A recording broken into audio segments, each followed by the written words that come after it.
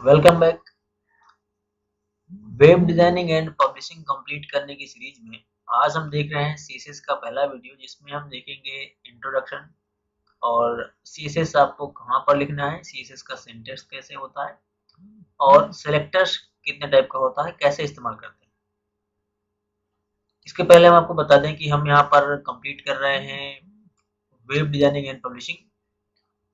अभी हम देख रहे हैं क्लाइंट साइड स्क्रिप्टिंग लैंग्वेज, जिसमें हम HTML ऑलरेडी देख चुके हैं और CSS अभी चल रहा है।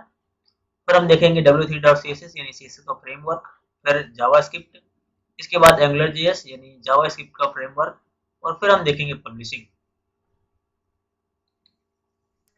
CSS एक लैंग्वेज है जिसका इस्तेमाल हम HTML डॉक्यूमेंट को स्टाइल करने के लिए इस्तेमाल करते हैं। CSS यह डिस्क्राइब करता है कि HTML का एलिमेंट कैसे डिस्प्ले होगा। CSS का फुल फॉर्म है कास्केडिंग स्टाइल शीट। CSS ये भी डिस्क्राइब करता है कि जो आप HTML के एलिमेंट रखेंगे वो सब कैसे, किस लेआउट पर और किस पोजीशन पर दिखाई देंगे। CSS के द्वारा आप HTML पे बनाए हुए कई सारे पेजेस का लेआउट भी कंट्रोल कर सकते हैं। जैसे आप कई सारे पेज बनाए हैं, उन पर कोई एक खास लुक चाहते हैं, तो उसका इस्तेमाल के लिए आप CSS के द्वारा उसका लेआउट चेंज कर सकते हैं सभी पेजेस का। जैसे आप अपनी वेबसाइट बनाएं तो उस वेबसाइट पे जैसे हेडर है या फुटर है, कुछ खास लेआउट पर बने होंगे, तो उन सभी का लेआउट कंट्रोल करने के लिए आप CSS का इस्तेमाल करेंगे। CSS को बनाया था वर्ल्ड वाइड वेब कंसोर्टियम ने। अभी हम थोड़ा सा और समझते हैं इसको। सपोज करते हैं आपने कुछ अपना HTML पेज बनाने के लिए खास टैग लिखे होंगे प्राइमरी, जैसे आपने एक हेडिंग लिखी होगी, एक पैराग्राफ लिखा होगा, और आपने कोई इमेज भी इंसर्ट करी होगी, फिर आपने कोई एंकर टैग यानी लिंक बनाया होगा अपने पेज पर, जो आपके ब्राउज़र पर कुछ डिस्प्ले होगा। अब हम चाहते हैं कि ये वाला हेडिंग इस ब्राउज़र पर कहाँ पर डिस्प्ले हो, यहाँ पर डिस्प्ले हो, यहाँ पर डिस्प्ले हो, यहाँ पर, और उस पे बॉर्डर कितना हो और उस पे मार्जिन कितनी दी गई हो। ये सब हम तय करना चाहते हैं सिर्फ इस HTML एलिमेंट के लिए, हेडिंग के लिए। तो ये सब आप तय करेंगे CSS के द्वारा। आप इस तरह पैराग्राफ पे भी ये सब चेंजिंग करना चाहते हैं कि पूरे पैराग्राफ का बैकग्राउंड कलर कैसा हो, पैराग्राफ पे जो टेक्स्ट लिखा है वो कैसा हो, पोजीशन इसकी कहाँ पर हो, हाफ में यहाँ पर दिखाई दे या फिर आप चाहें कि यहाँ पर ये दिखाई दे, इस तरह से। इसके बाद आप जो इमेज रखे हैं वो इमेज आपकी यहाँ कहीं शो हो, और इसके बाद आप इस पे बॉर्डर वगैरह देना चाहें, कितना बॉर्डर चाहिए आपको, थिक चाहिए या फिर बॉर्डर पे लाइनिंग चाहिए, ये सब आप CSS के थ्रू तय कर सकते हैं। इस तरह से अगर आपने कोई लिंक यहाँ पर अपने पेज पर लगाया हुआ है, उस लिंक की प्रॉपर्टी आप तय कर सकते हैं। इसी तरह से अगर आपने कोई टेबल बनाई हुई है, उस टेबल का भी आप लेआउट सेट करेंगे। तो ये सारा काम है CSS का। CSS से आप क्या करते हैं, अपने HTML एलिमेंट की स्टाइलिंग करते हैं और पोजीशन तय करते हैं कि वो किस तरह का दिखे और कहाँ पर दिखे। हालांकि कुछ एट्रीब्यूट्स HTML में अवेलेबल हैं जिससे आप ये काम कर सकते हैं, लेकिन उतने ज़्यादा नहीं है जितने CSS पर दिए गए हैं। आप अपनी वेबसाइट के लिए बहुत सारे पेज बनाए हैं HTML पर, तो उन सभी पेजेज का कुछ एक लेआउट तय करेंगे। जैसे हमने 3-4 पेज बनाए और इन सभी पेजों का कोई एक खास लेआउट तय करें। जैसे हम चाह रहे हैं कि इन सभी पेजों का जो हेडर है वो सेम कलर का हो, सभी का हेडर, ये सभी HTML फाइल है, इन सभी का हेडर हमें तय करना है, और फुटर भी सेम कलर का हो। और हम ये सब एक साथ करना चाहते हैं कि हम सिर्फ एक फाइल में लिखें और वो सारा सभी पेजेस पे अप्लाई हो। तो उसके लिए क्या करेंगे, हम इस CSS फाइल पर कुछ कोड लिखेंगे और इस CSS फाइल को इन सभी HTML फाइल पर अटैच करेंगे। इस तरह से आप सभी पर यही कोड अप्लाई करना चाहेंगे तो सभी HTML फाइल पर इसी फाइल को, CSS वाली फाइल को आप अटैच कर देंगे, जिससे सभी पर हेडर और फुटर का जो आपने जिस जिस एलिमेंट पर जो प्रॉपर्टी अप्लाई की होगी वो सभी पर अप्लाई हो जाएगी और ये सारे के सारे एक जैसे लुक पर दिखाई देंगे। तो ये काम भी आप CSS के द्वारा कर सकते हैं। अब बात आती है कि हम CSS कोड लिखेंगे कहाँ पर। तो 3 तरीके हैं CSS कोड लिखने के। पहला है एक्सटर्नल स्टाइल शीट। इस तरीके में आप HTML की फाइल अलग बनाते हैं और CSS की फाइल अलग बनाते हैं। उस CSS की फाइल को आप CSS एक्सटेंशन से सेव करते हैं और उसको HTML वाली फाइल पे जोड़ते हैं। तो ये कहलाएगा external style sheet. Internal style sheet में क्या होता है कि आप CSS का कोड उसी HTML फाइल पे लिखते हैं जहां पर आप HTML का कोड लिखते हैं, लेकिन ये हेड के अंदर लिखा जाता है। और इनलाइन में आप CSS के कोड किसी भी लाइन के टैग के अंदर लिख सकते हैं। जैसे आप हेडिंग बनाए, पैराग्राफ बनाए, तो आप उसी के अंदर लिखेंगे, तो वो कहलाएगा इनलाइन स्टाइल शीट। सिंटेक्स कैसे लिखना है? पहले आपको एलिमेंट को सेलेक्ट करना है, यानी आप यहाँ एलिमेंट सिलेक्टर लिखेंगे। फिर कर्ली ब्रैकेट के अंदर आप प्रॉपर्टी और प्रॉपर्टी की वैल्यू, यानी पहले आपको लिखना है प्रॉपर्टी का नेम, इसके बाद लगवाना है कॉलन, और कॉलन लगाने के बाद आपको लिखना है उस प्रॉपर्टी का वैल्यू, फिर सेमीकोलन। फिर आप अगली प्रॉपर्टी लिखेंगे, फिर अगली वैल्यू लिखेंगे, फिर अगली प्रॉपर्टी, अगली वैल्यू, ऐसे जितनी सारी आपको प्रॉपर्टीज अप्लाई करना है वैल्यू, वो सब आप ऐसे लिखते जाएंगे। और अगले किसी एलिमेंट पे आप दूसरी कोई वैल्यू लिखना चाहते हैं तो फिर अगला कोई एलिमेंट, और इसी तरह से अगले वाले के लिए एक कर्ली ब्रैकेट बनाएंगे और उसके अंदर उसकी प्रॉपर्टी और वैल्यू लिखेंगे। हम देखते हैं सिलेक्टर कितने टाइप का है और हम इनको प्रैक्टिकली भी देखते चलते हैं। पहला है एलिमेंट सिलेक्टर। तो एलिमेंट सिलेक्टर का इस्तेमाल करते हैं हम किसी भी एलिमेंट का नाम लिख करके। जैसे हमने हेडिंग बनाई, पैराग्राफ बनाया, तो आप उसी का नाम लिख करके सिलेक्ट करते हैं और उसकी प्रॉपर्टी और वैल्यू देते हैं। जैसे अब हम इस्तेमाल कर रहे हैं नोटपैड प्लस प्लस का। आप इसे अपने पीसी के बिट के हिसाब से डाउनलोड कर सकते हैं, 64 बिट या 32 बिट नोटपैड प्लस प्लस। इस पे आप मल्टीपल फाइल एक साथ देख सकते हैं और एडिट कर सकते हैं। तो अभी हमने नॉर्मल टैग लिखे हुए हैं, HTML हेड क्लोज किया गया है, और इसके बाद बॉडी, और बॉडी के अंदर हमने सिर्फ एक हेडिंग टैग लिखा हुआ है और बॉडी क्लोज की गई है। तो ये नॉर्मल स्केलेटल है। अभी हमने इसको सेव किया हुआ है main.html नाम से, और अभी हम इसको ब्राउज करके देखेंगे तो सिर्फ ये CSS हमें लिख के आएगा आउटपुट में हेडिंग के रूप में। तो अभी हम इसको सेव करके एक बार चेक करते हैं, और ये कुछ इस तरह से लिख करके आया है। हम और इसे देखते हैं। यस,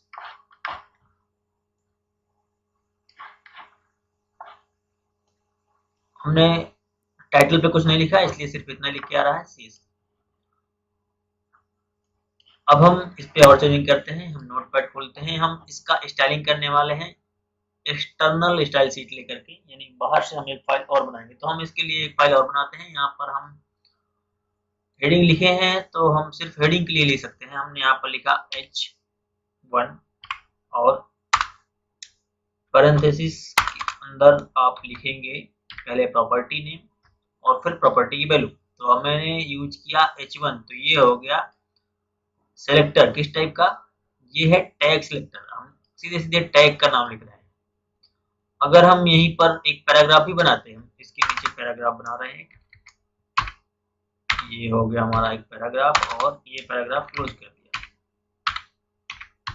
और हम यहाँ पर लिख रहे हैं कुछ, this is my first web page, और इसे हम सेव करते हैं। सेव करके वापस एक बार हम देखेंगे तो इसके नीचे और भी हमें आउटपुट मिलेगा, this is my first web page. अब हम यहाँ पर एक पैराग्राफ और एक हेडिंग बनाए हैं, और इस पे हम अभी सिर्फ हेडिंग के लिए टैग लिख रहे हैं CSS का। हमने लिखा H1, तो ये हो गया H1 एक टैग सिलेक्टर। हम इसके लिए डेकोरेशन देते हैं कुछ। अभी हमने इसके बारे में पढ़ा नहीं है कि कौन कौन से आप यहाँ पर स्टाइलिंग दे सकते हैं। तो अभी हम जैसे दे रहे हैं कलर, और सेमीकोलन आपको इसके अंदर लिखना है, कॉलन, कॉलन के बाद कौन सा कलर आपको देना है वो, और बाद में सेमीकोलन आप देंगे। अब तो ये तो हमने टैग लिखा है, लेकिन अभी भी इसका चेंजेज कुछ भी हमें दिखाई नहीं देगा।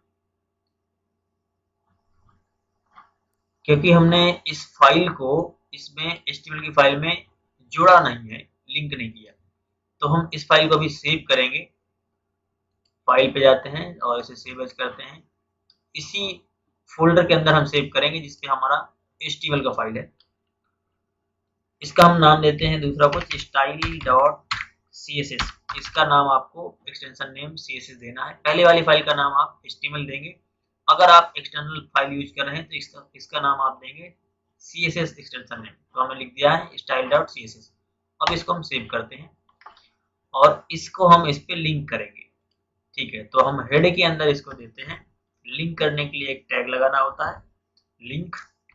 हम यहाँ पर लिखते हैं लिंक और स्पेस देके आपको लिखना है इसका रिलेशन REL इक्वल टू करके आप लिखेंगे इन्वर्टेड कॉमा के अंदर स्टाइल शीट।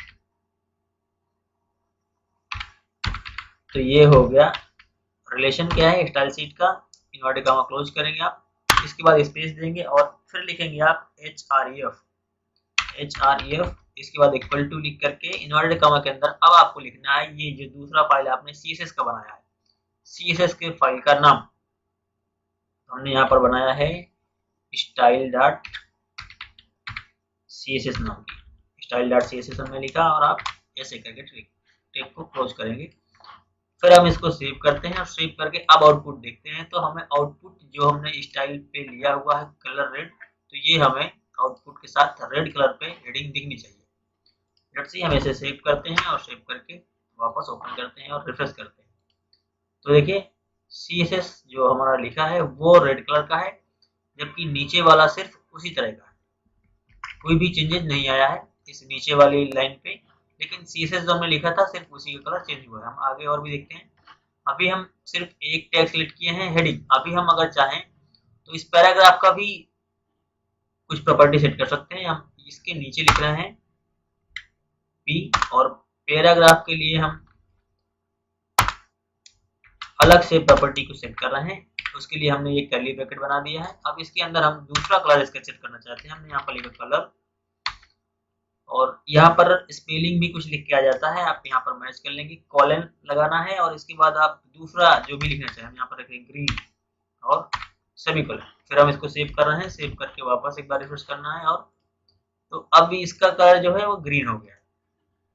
तो इस तरह से आप टैग सिलेक्टर का इस्तेमाल करेंगे। अगला है CSS ID सिलेक्टर। तो ID सिलेक्टर इस्तेमाल होता है जैसे आपने बहुत सारे पैराग्राफ बना दिए। अब बहुत सारे पैराग्राफ पे अगर आप पैराग्राफ लेकर के सिलेक्ट करेंगे तो सभी पैराग्राफ का वही डिजाइन वही लेआउट हो जाएगा। इसलिए आप ID बनाते हैं अलग अलग पैराग्राफ के लिए अलग अलग। ID में थोड़ा सा आपको ध्यान रखना होगा कि ID हमेशा यूनिक होती है किसी भी एक पेज पे, और उसे सिलेक्ट करने के लिए आप क्या करेंगे, एक कैरेक्टर का इस्तेमाल करना पड़ता है हैश का। जैसे हम यहाँ पर पैराग्राफ बढ़ा देते हैं, कॉपी करते हैं इसको। हमने 2 पैराग्राफ यहाँ पर बढ़ा दिए, पहला ये और एक और ये, 3 पैराग्राफ हमने लिखे, पहला दूसरा तीसरा। अब हम पैराग्राफ पे जो कलर दिए हैं ग्रीन, तो ये तीनों पे हो जाएगा अप्लाई। 3 पैराग्राफ है इसलिए ये तीनों पे हो जाएगा, यानी हमने टैग सिलेक्टर का नाम दिया। अभी हम इसको सेव करते हैं और एक बार चेक करते हैं, तो ये तीनों पे ग्रीन कलर ही आ रहा है। ठीक है, जबकि हमें क्या करना चाहिए था, हम अब करना चाहते हैं कि तीनों पे सेम कलर ना आए, अलग अलग आए। तो हम इसके लिए क्या करेंगे, हम बनाएंगे ID। तो हम इस पैराग्राफ की अलग ID बना दे रहे हैं। हमने यहाँ पर लिखा P और ID के बाद आपको इक्वल टू लिखना है और इन्वर्टेड कॉमा के अंदर आप जो नाम लिखेंगे वो आपका ID नाम हो जाएगा। आप ID का नाम कुछ भी लिख सकते हैं, बस ध्यान रखना है कि शुरुआत में कोई न्यूमेरिक वैल्यू ना हो। जैसे हमने इस पैराग्राफ की ID का नाम A रखा है, तो इसका हम दूसरा कुछ नाम रख दें ID इक्वल टू, और ब्रैकेट के अंदर हमने लिख दिया B, तो इसका ID हो गया B। आप कुछ भी लिख सकते हैं, जैसे हमने इसकी ID दे दी अगली कोई इक्वल टू, और हमने यहाँ पर लिख दिया A1 या पैराग्राफ 1, पैराग्राफ 2, पैराग्राफ कुछ भी आप लिख सकते हैं। हमने इसका पैराग्राफ 3 लिख दिया, P3। इस तरह से ये अलग ID हो गया। अब अगर हमें इस पर कुछ अप्लाई करना है तो हम चाहते हैं कि ये दोनों का कलर जो है वो अलग रहे और तीसरे का अलग हो जाए। अगर हम चाहें तो सभी का ना बनाएं, हम चाहें तो इसका अलग बना दें। जैसे हम चाहते थे कि ये दोनों पैराग्राफ जो नीचे वाले हैं वो अलग कलर पर रहें, पहला वाला अलग कलर पर रहे, तो आप इसकी आईडी को सिलेक्ट ना करेंगे, आप इन दोनों की आईडी को सिलेक्ट करके अलग अलग कर सकते हैं। जैसे अभी हम पहले पैराग्राफ का कलर चेंज करना चाहते हैं, तो अभी हम इसका आईडी सिलेक्ट करेंगे। आईडी सिलेक्ट करने के लिए हम क्या करते हैं, हैश का इस्तेमाल करते हैं। तो पहली पैराग्राफ की जो आईडी है वो ए है, तो हम यहाँ पर लिखेंगे हैश के बाद ए। तो पहले हमने लिखा हैश और ए। तो पहले वाले पैराग्राफ का जो कलर है वो बस ग्रीन होगा, बाकी का नहीं होना चाहिए। सिलेक्ट करें, सेव करें और वापस आप रिफ्रेश करें। तो देखिए बाकी जो नीचे दो पैराग्राफ लिखे हैं उनका कलर ब्लैक है, जबकि पहले वाले का कलर ग्रीन है। तो इसलिए अगर आप चाहते हैं कि अब तीसरे वाले का भी कलर दूसरा कोई हो जाए, तो आप इस तीसरे वाले का भी सिलेक्ट करेंगे। तीसरे वाले का आईडी क्या है ये हम देखते हैं। तीसरे वाले पैराग्राफ का आईडी है P3, तो हम इस P3 के लिए अब टैग देंगे P3, लेकिन सिलेक्ट करने के लिए हमें हैश लगाना होगा। तो पहले हम लिखते हैं हैश P3 और इसके अंदर आप इसकी जो प्रॉपर्टी सेट करना चाहते हैं वो, जैसे हम इसका कलर लिखना चाहते हैं कुछ दूसरा, हम यहाँ पर लिखेंगे कॉलन, और कॉलन के बाद हमने लिख दिया जैसे खाकी और सेमीकोलन। सेव करते हैं, सेव करके वापस एक बार रिफ्रेश करेंगे तो ये खाकी कलर का हो गया। इस तरह से आप अलग अलग आईडी बना के और अलग अलग एलिमेंट को सिलेक्ट करके आप स्टाइलिंग कर सकते हैं। अगला है क्लास सिलेक्टर। आप जैसे आईडी बनाए हैं वैसे ही क्लास सिलेक्टर का भी इस्तेमाल कर सकते हैं, लेकिन क्लास सिलेक्टर थोड़ा सा डिफरेंट है कि आप आईडी पर कोई यूनिक नेम ही हर बार लिखते हैं, लेकिन क्लास आप सेम नेम का भी बना सकते हैं कई बार। और क्लास को सिलेक्ट करने के लिए आप एक कैरेक्टर का इस्तेमाल करते हैं, दैट इज डॉट। जब भी आप क्लास बनाते हैं और उसे सिलेक्ट करने वाले होते हैं तो आप डॉट का इस्तेमाल करेंगे। जैसे हमने ये जो पैराग्राफ लिखे हुए हैं इनको हम हटा देते हैं आईडी से, और इस पे हम सेट करते हैं कोई क्लास। आप इसी तरह से क्लास भी लिखते हैं, आप क्लास लिखेंगे, इक्वल टू लगाएंगे और उस पे जो लिख देंगे वो क्लास का नाम हो जाएगा। हमने यहाँ पर लिख दिया ए। आप क्लास जो है सेम नाम की भी बना सकते हैं। हम यहाँ पर क्लास लिख दिया वापस इक्वल टू और ए, ठीक है। और दो का हमने क्लास सेम रख दिया, एक का आईडी रख दिया। आप क्लास डिफरेंट टाइप का भी बना सकते हैं, जैसे हमने इसका क्लास दूसरा कुछ रख देते हैं, क्लास हम इसका रख देते हैं बी, ठीक है। तो अभी हम जिसको सेलेक्ट करेंगे, जैसे दो हमने सेम कर दिए, तो इन दोनों का हम लेआउट एक साथ से चेंज कर सकते हैं, जबकि इसका हम अलग से भी कर सकते हैं। जैसे अभी हम क्लास बनाए हैं ए और बी, तो क्लास ए जो है उसे सेलेक्ट करने के लिए हमें डॉट लगाना होगा, और इस वाले पे अगर हम करें डॉट और बी तो ये क्लास दूसरा हो गया इस तरह से।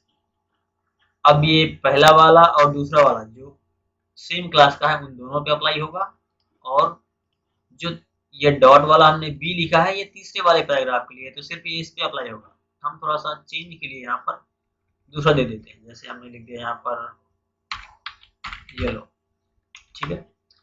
और यहाँ पर हम चेंजिंग के लिए चेंज दिखाई दे इसके लिए हम यहाँ पर लिख देते हैं दूसरा कोई कलर, जैसे हम लिख देते हैं ब्लैक। ब्लैक तो रहता है बाय डिफॉल्ट, हम यहाँ पर लिख देते हैं पिंक, जैसे पिंक,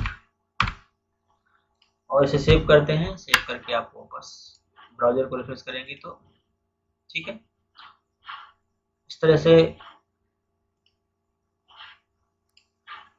सेम आउटपुट आपको दिखाई देगा, दोनों पिंक और नीचे का जो हमने अलग क्लास दिया था वो येलो। अगला हम देखते हैं selector, universal selector. Universal selector दरअसल ऐसा सिलेक्टर होता है जिसे आप हर एक टैग को सिलेक्ट करने के लिए इस्तेमाल करेंगे, जैसे और लेकिन उसको सिलेक्ट करने के लिए आपको स्टार बस लिखना होता है, ये आपका यूनिवर्सल सिलेक्टर होता है। जैसे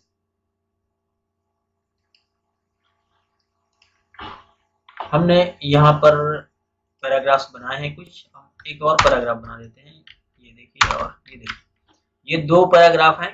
हम इसके पहले इन तीन पैराग्राफ पर तो कुछ ना कुछ प्रॉपर्टी अप्लाई किए हैं, लेकिन ये जो नए हम दो पैराग्राफ बनाए हैं इस पर कोई भी प्रॉपर्टी अप्लाई नहीं की है। हम चाहें तो एक और हेडिंग बना देते हैं। हम यहाँ पर एक हेडिंग बना रहे हैं, इस पे हम लिख रहे हैं H2 और यहाँ पर हम लिख देते हैं JS और हम H2 को क्लोज करते हैं। हम जो बताना चाह रहे हैं वो आप समझिए। इस तरह से हमने इसे लिखा। H1 एक है हमारे पास, लेकिन इसका हम स्टाइलिंग कुछ किए थे पहले, पर हमने हाँ रखा हुआ है। पहले का हेडिंग का कलर रेड है, दूसरे का हमने कुछ नहीं रखा, और यहाँ पर दो पैराग्राफ है, इनका भी कुछ भी हमने स्टाइलिंग नहीं रखा। हम देख रहे हैं यूनिवर्सल सिलेक्टर की आप इस तरह कैसे इस्तेमाल करेंगे। यूनिवर्सल सिलेक्टर आप सिर्फ स्टिक्स इस्तेमाल करेंगे और उसके बाद आपने जो लिखा इस तरह से, और इसकी पैरेंथेसिस के अंदर जो भी आप लिखेंगे तो उन सभी पर अप्लाई होगा जिन पर आपने कोई भी प्रॉपर्टी अप्लाई नहीं की है। जैसे हमने इस हेडिंग पर कुछ अप्लाई नहीं किया, इन दोनों पैराग्राफ पर भी कुछ भी अप्लाई नहीं किया है, तो इन तीनों पर ये यूनिवर्सल सिलेक्टर काम करेगा। जैसे हम यहाँ पर कर रहे हैं, इसका कलर और कॉलन और कैसा हो जाए, रेड हो जाए, सेमीकॉलन। तो यूनिवर्सल सिलेक्टर सेव करेंगे और वापस सेव करके रिफ्रेश करेंगे, तो यूनिवर्सल सिलेक्टर भी HTML का फाइल सेव नहीं हुआ, इसलिए हम इसको भी सेव करेंगे। ये देखिए, तो नीचे के जो हैं, जो भी जिन पे भी कुछ भी अप्लाई नहीं किया गया वो सब रेड कलर का, सब का सब, और जिस पे कुछ अप्लाई किया गया है उसका इफेक्ट वैसा ही रहेगा। अगर आपने कुछ स्पेसिफाई करके दिया है तो उसका जो भी इफेक्ट है वैसा ही रहेगा। बाकी सभी का यूनिवर्सल सिलेक्टर की तरह डिजाइन तय हो जाएगा। अगला है ग्रुपिंग सिलेक्टर। ग्रुपिंग सिलेक्टर कैसे इस्तेमाल होता है, जैसे आपने कई टैग बनाए हैं, हमने कई एलिमेंट बनाए हैं, जैसे हमने इसके अंदर एक डिवीजन बना दिया, हम यहाँ पर एक डिवीजन बना देते हैं ये, और इस डिवीजन को हम यहाँ पर क्लोज करते हैं, लास्ट में ही क्लोज करेंगे बिल्कुल। और ये हमने डिव को क्लोज किया, और इस डिव को क्लोज करने के बाद यहाँ पर हम देखते हैं थोड़ा सा कि हमने ये सब पैराग्राफ बनाए हुए हैं और इन पे हम अप्लाई करना चाहते हैं कुछ। जैसे हम यहाँ पर एक लिस्ट बना दे रहे हैं, इसको जो हम बताना चाहते हैं वो आप समझिए। हमने यहाँ पर एक यूएल बना दी है, ऑर्डर लिस्ट, ठीक है। तो जो भी दिखाई देगा सारा का सारा यूएल बन जाएगा, और यूएल को हम क्लोज कर रहे हैं लास्ट में बिल्कुल। इसके बाद बिल्कुल लास्ट में हम क्लोज कर रहे हैं इसको, यूएल को।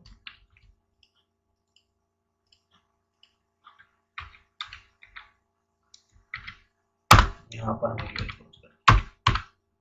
तो अभी हमने ये एक ऑनरल लिस्ट बनाई है, यहाँ से यहाँ तक की पूरी जितना भी एलिमेंट हमने पैराग्राफ में जितना भी लिखा है वो सब एक ऑनरल लिस्ट पे आ जाएगा। हम एक बार सेव करते हैं इसको और इसे रिफ्रेश करते हैं, देखो सबका सब एक ऑनरल लिस्ट पे आ गया है। लेकिन ये हेडिंग ऊपर लिखा था तो ये अलग हेडिंग लिखा हुआ है। अब हम करने क्या वाले हैं, हम चाहते हैं कि इसके अंदर देखिए, ये जो पूरा हमारा लिस्ट है, इस लिस्ट में कई टाइप के एलिमेंट लगा के हमने लिस्ट बनाई है, जिसमें से कुछ पैराग्राफ्स भी हैं और यहाँ पर एक हेडिंग भी है नीचे। तो हम चाहते हैं इस डिवीजन के अंदर, इस यूएल के अंदर, इस पैराग्राफ का जिसका आईडी बी है, जिसका क्लास ए है, अगर इस तरह से आप सिलेक्ट करके कुछ प्रॉपर्टी अप्लाई करते हैं तो इसको ग्रुप सिलेक्टर, ग्रुप आईडी या ग्रुप सिलेक्टर बोला जाता है।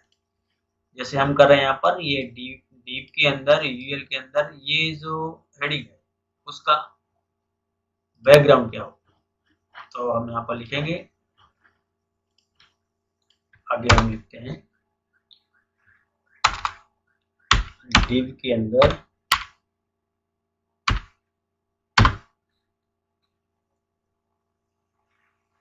जो यूएल है और उसके अंदर जो H2 है उसका, तो ये आप इस तरह से लिखेंगे। उसका आपको क्या करना है, बॉर्डर उस पर सेट करना है। तो बॉर्डर उसका हम लिख रहे हैं यहाँ पर कि रेड हो जाए और करेक्ट, इस तरह से। तो ये हो गया ग्रुप सिलेक्टर। डिवीजन के अंदर जो यूएल है और उस पर जो हेडिंग 2 है उसका इफेक्ट किस तरह का हो, इस तरह से अगर आप लिखते हैं तो ये कहलाता है ग्रुप सिलेक्टर। देखते हैं एक बार इसको सेव करके रिफ्रेश करते हैं।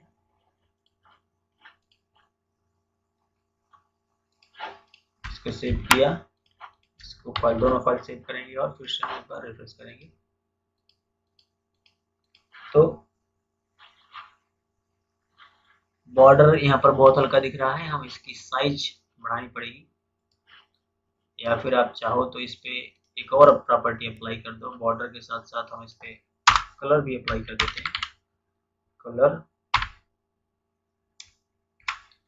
कलर इसका हो जाए रेड, तो सभी का है, हम एक नया कलर देते हैं, जिसे हमने कर दिया ब्लू और सेमीकोलन। लेट्स से सेव करते हैं और एक बार रिफ्रेश करते हैं, तो ये ब्लू हो गया। सिर्फ जैसी हेडिंग है उसी पे हमने अप्लाई किया हुआ था। बॉर्डर पे हमें और कुछ वैल्यू देनी होगी। बॉर्डर हमें किस तरह का चाहिए, इसलिए बॉर्डर वो बहुत छोटा है इसलिए देख लीजिएगा, हम और भी वैल्यू इस पे अप्लाई कर सकते हैं। तो इस तरह से आप अगर लिखते हैं तो ये कहलाता है ग्रुपिंग सिलेक्टर। देख रहे थे एक्सटर्नल स्टाइल शीट। अब हम देखते हैं एक बार कि इंटरनल स्टाइल शीट कैसे लिखेंगे और इनलाइन में कैसे लिखेंगे। इंटरनल स्टाइल शीट में हमें इस जो दूसरी सीट है हमारी ये स्टाइल डॉट सीएसएस, हमें इसकी जरूरत नहीं पड़ती, हम अलग से कोई फाइल नहीं बनाते हैं, हम इसी एचटीएमएल की फाइल में ही कोड लिखते हैं। तो अभी हम इस अलग वाली फाइल को हटा देते हैं और इस एचटीएमएल की जो फाइल है इसी पे हम कोड लिखते हैं। तो ये जो लिंक है हमारा, इसकी भी जरूरत नहीं है, इसको भी हटा देते हैं। और कुछ हम टैग भी कम कर लेते हैं, जैसे हमें इतनी ज़्यादा पैराग्राफ्स नहीं चाहिए, हम किसी एक दो में ही देख लेंगे। ये हम हटा देते हैं इतना। हमारे पास एक ऊपर का हेडिंग है, डिवीजन है, जीएल बना है, तो हम इसको भी हटा देते हैं। बस हम ये देख लेते हैं कि यूज कैसे करना है। ठीक है, जीएल और बॉडी। अब हमारे पास पहला हेडिंग है, एक यहाँ दूसरा हेडिंग है और दो पैराग्राफ्स हैं। इंटरनल स्टाइल शीट का इस्तेमाल करने के लिए आप हेड के अंदर यहाँ पर आप स्टाइल चालू करेंगे, स्टाइल टैग आपको यहाँ पर लिखना है और स्टाइल टैग आपको यहीं पर क्लोज करना है। और इसके अंदर आप जो भी लिखेंगे वो इंटरनल स्टाइल शीट पे काम करेगा। जैसे हम चाहते हैं कि जो पैराग्राफ्स है और उस पर जो हमें प्रॉपर्टी अप्लाई करनी है वो ऐसे लिख देंगे यहाँ पर सिंपली। जैसे हम अब चाहें तो इसका कलर चेंज करना चाहते तो हमने लिखा कलर, और कैसा चाहिए आपने कॉलन लगाया, और जैसे हम चाहते हैं रेड सेमीकोलन। तो पैराग्राफ, जितना भी पैराग्राफ है उन सब पे होगा। हम यहाँ पर क्लास बनाए हैं, इसको हटा देते हैं।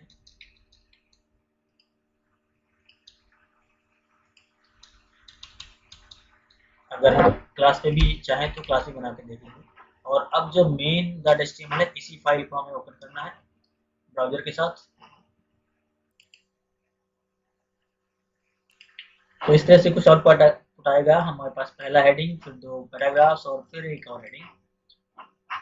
हम और थोड़ा देखते हैं। तो इस तरह से अगर आप लिखते हैं तो ये कहलाता है इंटरनल स्टाइल शीट। आप हेडिंग पे भी कुछ अप्लाई करना चाहते हैं तो आप यहाँ पर हेडिंग के लिए भी दे सकते हैं। अब हम देखते हैं इनलाइन मतलब क्या है। जैसे हम इस हेडिंग पे ही अप्लाई करके देखते हैं या इस वाली पे अप्लाई करके देखते हैं। इनलाइन मतलब आप एक लाइन के अंदर ही सीएसएस का टैग लिखेंगे। जैसे हम यहाँ पर लिख रहे हैं स्टाइल और इक्वल टू लगाना है, इन्वर्ट कॉमा के अंदर आपको लिखना है पहले प्रॉपर्टी का नेम। जैसे हम लिख रहे हैं कलर, और कलर के बाद सेमीकोलन, बाद में आप लगाएंगे पहले कोलन, और जो आपको कलर चाहिए, जैसे हम यहाँ पर चाहते हैं ग्रीन कलर, और हम सेमीकोलन बाद में लगाएंगे और इन्वर्ट कॉमा बंद करेंगे। तो ये कहलाएगा आपका इनलाइन स्टाइल। आपने एक लाइन के अंदर लिखा। और भी आप प्रॉपर्टी लिखना चाहते हैं तो यहाँ पर इसके बाद और भी प्रॉपर्टी आप लिखते जाएंगे। तो हम इसे एक बार सेव करते हैं और सेव करके ब्राउजर को रिफ्रेश करते हैं। तो देखिए अभी हेडिंग जो है वो ग्रीन कलर का हो गया। तो इस तरह से आप इनलाइन लिखते हैं। अगर किसी लाइन के अंदर ही लिखा गया तो वो इनलाइन कहलाएगा, और अगर आप यहाँ पर हेड के अंदर लिख करके किसी अलग अलग एलिमेंट को सिलेक्ट करके आप अप्लाई करते हैं तो ये इंटरनल कहलाता है। और अगर बाहर से कोई फाइल लेकर के नई बना करके और इस पे जुड़ करके हम काम करें तो ये एक्सटर्नल कहलाता है। आई होप आपको ये समझ आया होगा कि CSS का इस्तेमाल कैसे करना है। इसके आगे हम बहुत सारी प्रॉपर्टीज वैल्यू देखने वाले हैं CSS की। अगर आपको ये वीडियो लेक्चर पसंद आया है तो आप लाइक करें, और किसी भी फीडबैक के लिए आप कमेंट करें। इसकी फ्री PDF आप लोड कर सकते हैं। इस वीडियो के डिस्क्रिप्शन में लिंक दिया गया है, आई बटन में भी आपको लिंक मिलेगी। तो इस वीडियो के डिस्क्रिप्शन में भी हम दे रहे हैं, और आप पहले HTML के पहले वीडियो में जाकर भी लोड कर सकते हैं।